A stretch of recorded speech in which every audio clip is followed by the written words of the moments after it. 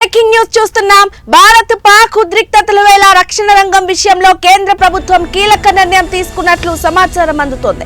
ఆ రంగానికి 50,000 కోట్ల రూపాయల మేర బడ్జెట్ లో అదనపు కేటాయింపులు చేపట్టవచ్చని తెలుస్తోంది.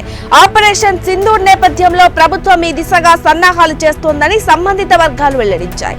ఏడాది రక్షణ శాఖ కేటాయింపులు 6.81 లక్షల కోట్లుగా ఉన్నాయి. తాజాగా పెంపునకు పార్లమెంటు శీతాకాల సమావేశాల్లో ఆమోదం లభించే అవకాశాలున్నాయి. దాంతో డిఫెన్స్ కేటాయించిన నిధులు 7 లక్షల కోట్ల రూపాయలు దాటుతాయని ఆ వర్గాలు చెబుతున్నాయి.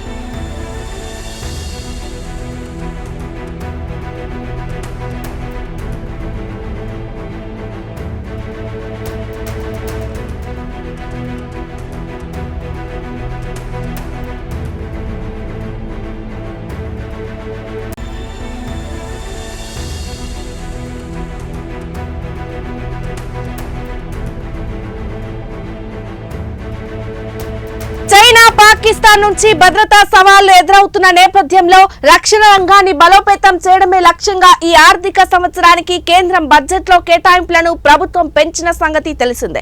ఈ పద్దు కింద 6,81,210 కోట్ల రూపాయలు ప్రతిపాదించింది. 2024-25 బడ్జెట్ కేటాయింపులతో పోలిస్తే ఇది 9.53% అధికం.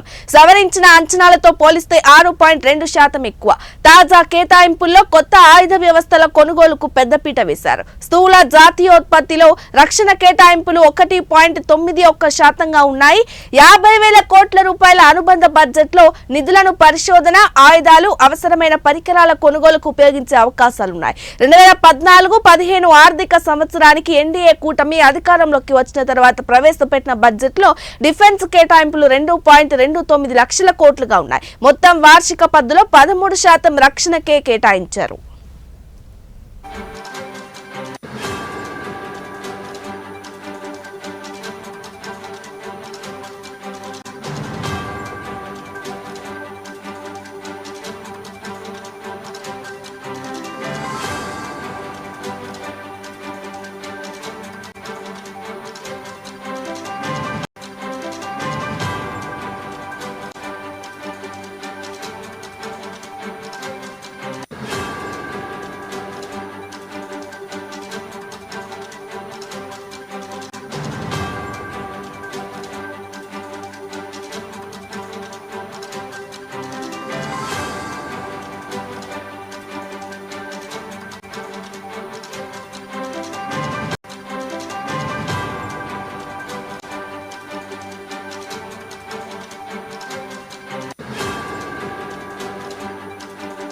ఇక ఏప్రిల్ 22న జమ్మూ కాశ్మీర్ లోని పహల్గామ్ కు దగ్గరలో ఉన్న చిన్న ప్రముఖ పర్యాటక ప్రాంతం బైసరన్ లోయలో ఉగ్రవాదులు మారణ హోమానికి పాల్పడిన సంగతి తెలిసిందే.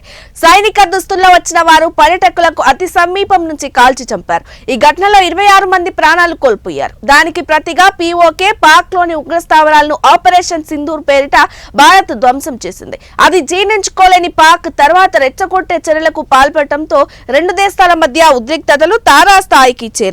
ఇక భారత్ దాటిని తట్టుకోలేని పాక్ వెనక్కి తగ్గడంతో కాల్పుల విరమణ ఒప్పందం కుదిరింది.